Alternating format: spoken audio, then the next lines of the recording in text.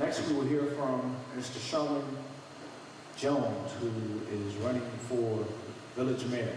Sherman Jones.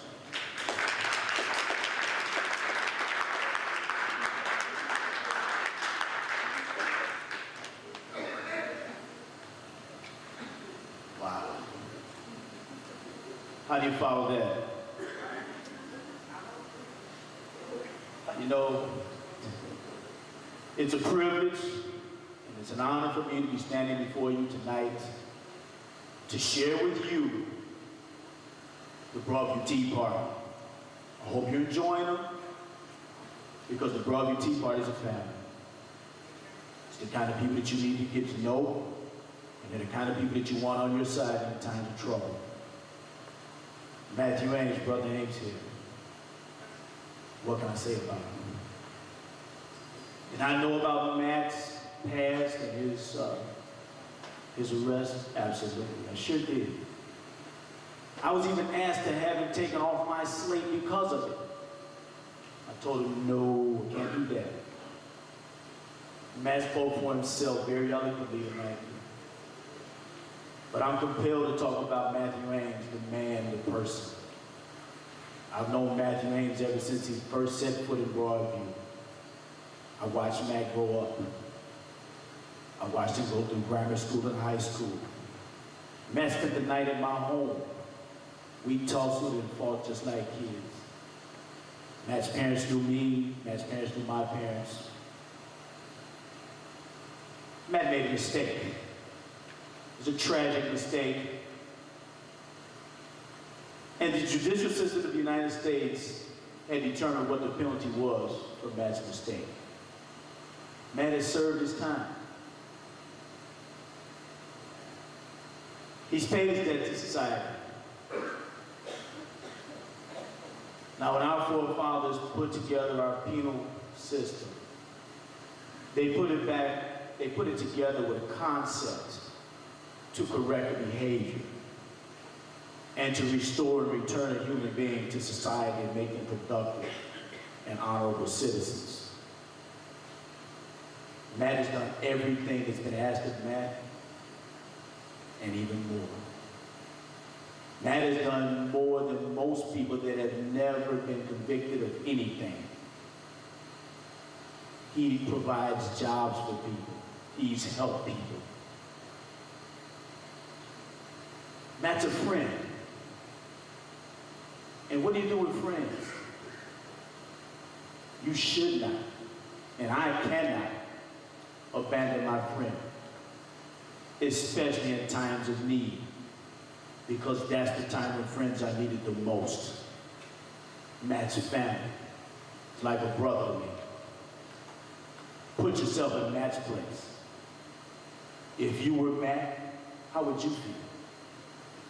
Would you want to be persecuted and ostracized from society for the rest of your life for one transgression?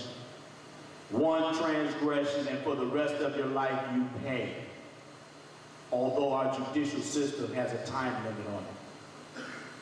Think about it. If your child does something improper and you punish that child, does it last for the rest of that child's life? Do you go back and punish them over and over for the same thing? Think about it. I believe that a man's character and his constitution is revealed at best in times of desperation and need.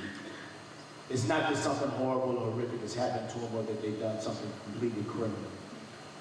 It's what they do afterwards that is the true test of the person.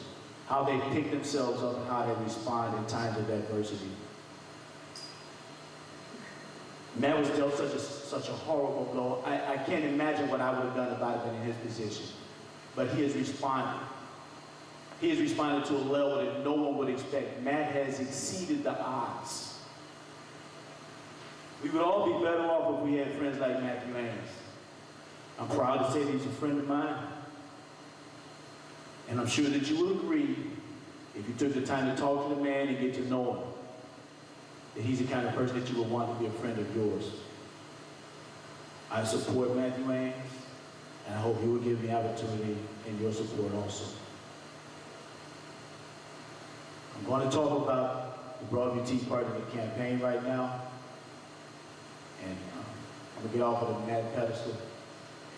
But I want to say some things.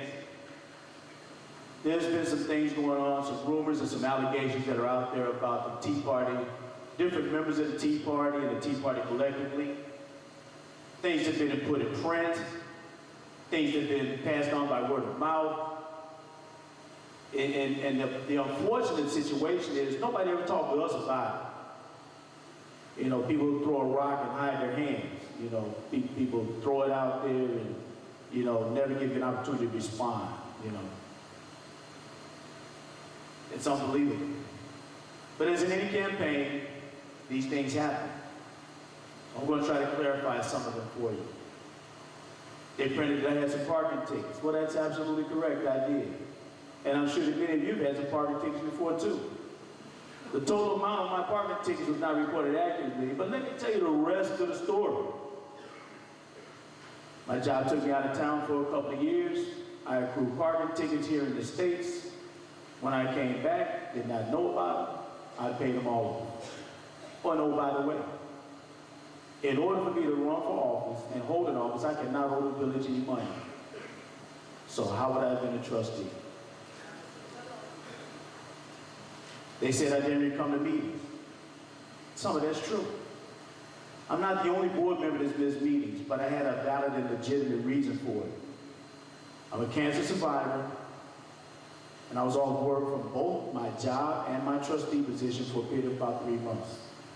I also missed a couple of meetings out of frustration, and if any of you have been to the board meetings, you'd understand my frustration. Those of you who were at the board meeting this past Monday, I'm sure you saw what I saw. We've got a village that's making decisions trying to put square pegs in round holes, and I've been in opposition to everybody and all of that stuff.